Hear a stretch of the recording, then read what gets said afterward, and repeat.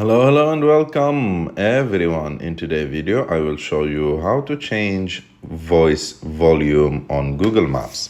To do this, it's very simple. You have just to go to Google Maps, go and click on your picture on the top right of the screen. After that, go to settings. After that, go to app and display. And normally you will find the option here, but if you can't find it here, you should go back and go to navigation.